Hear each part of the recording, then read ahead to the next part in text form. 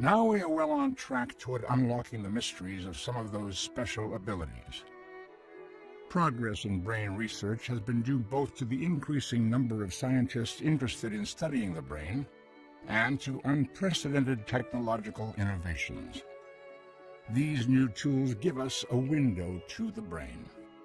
The cerebral cortex is the outermost covering of the brain, which has evolved in humans further than in any other species, and what is most responsible for making humans human.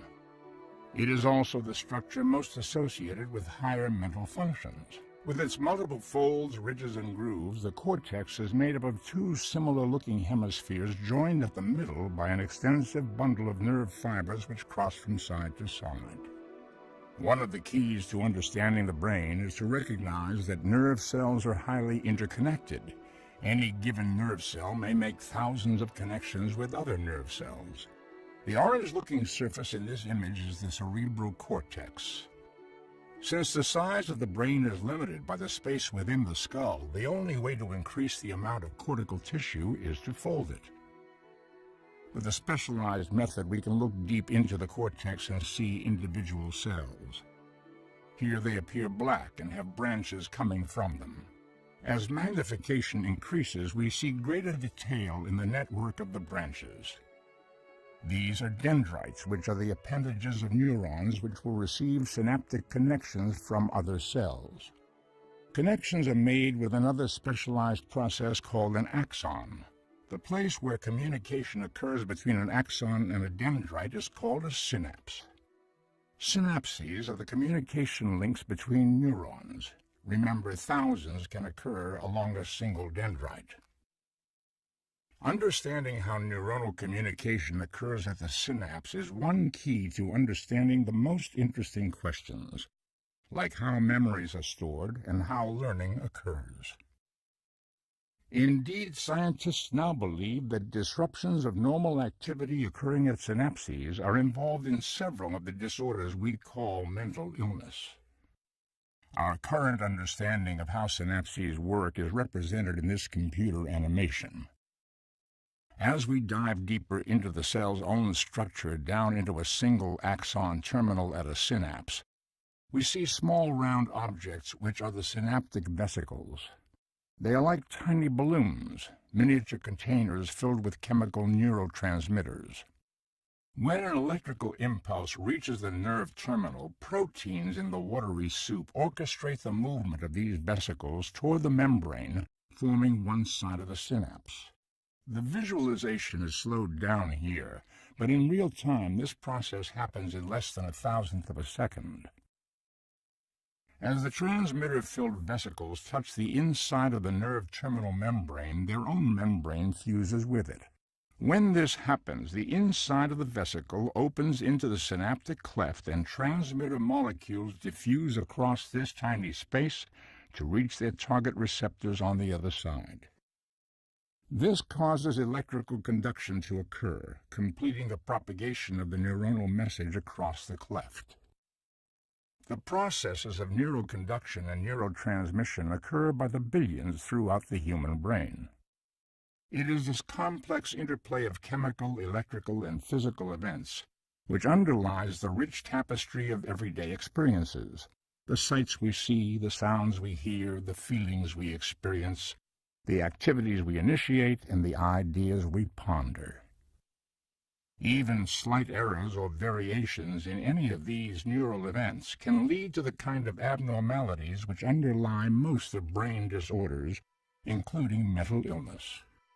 By understanding the intricacies of neural activities and how they are related to cognitive and behavioral processes, we are on the threshold of providing specific treatments and ultimately cures and preventions in our mission to ensure that mental... Through investigating the brain on the chemical, functional, and anatomical level, scientists unravel the vast power of the brain in health as well as disease. Neurotransmitters are chemicals that give rise to our everyday life, our actions, our moods, and our behaviors. The chemicals pass from neuron to neuron via synapses. Within the synapse, the glucose metabolism of the mitochondria and the electrical impulse of the action potential cause the vacuoles to intersect with the cellular wall and release neurotransmitters between junction membranes. Different functions and behaviors are localized in certain brain regions. Using this knowledge, the brain's many different mental functions can be broken down into more easily approachable elements. By looking at these smaller parts of brain regions and activities, a more comprehensive understanding of overall brain function can be built. For example, the circuits involved in vision receive information from the retina. After initial processing, these circuits analyze information in different streams, so that there's one stream of information describing what the visual object is, and another stream is concerned with where the object is in space. Once function is understood in the less complicated elements of brain organization, then this information can be reassembled to help understand the workings of the whole brain. Laboratory rats guide researchers to form a better understanding of complicated brain processes. For example, studying the rat within a maze helps uncover general principles about learning that can be applied to many species, including humans. Rats are good at remembering where things are and how to get them. Here the rat has learned how to find a tasty treat each time he walks around the triangular maze. But there's a catch. He has to turn in the maze in the opposite direction from the last try in order to get his treat.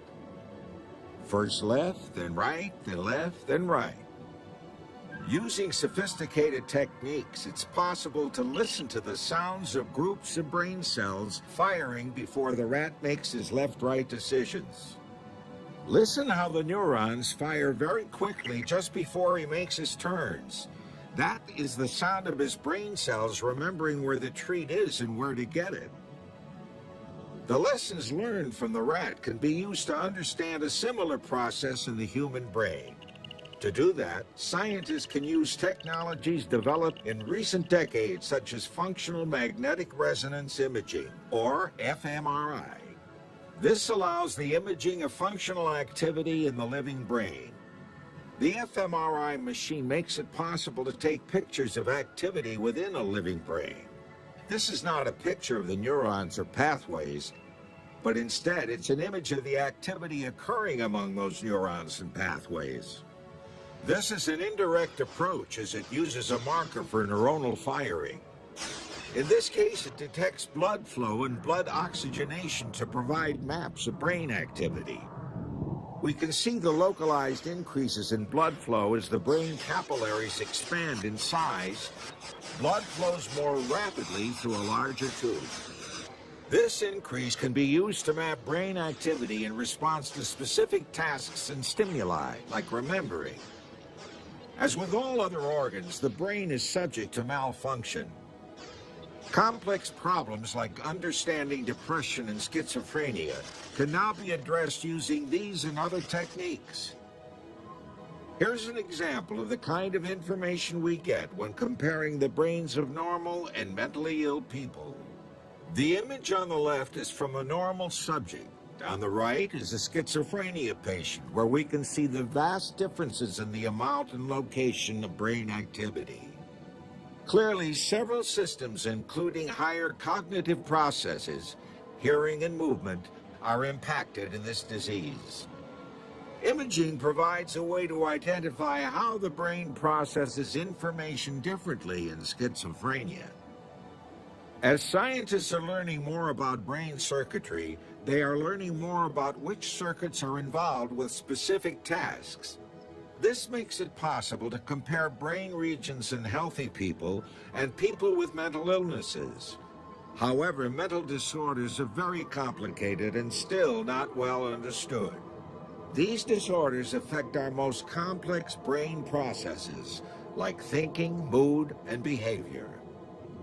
There are several factors that contribute to mental illnesses, including environmental conditions, social events, genetics, and large chemical imbalances. What is clear is that mental illnesses are as devastating as any physical illness. Ultimately, basic and clinical research will unlock the mysteries of mental illnesses.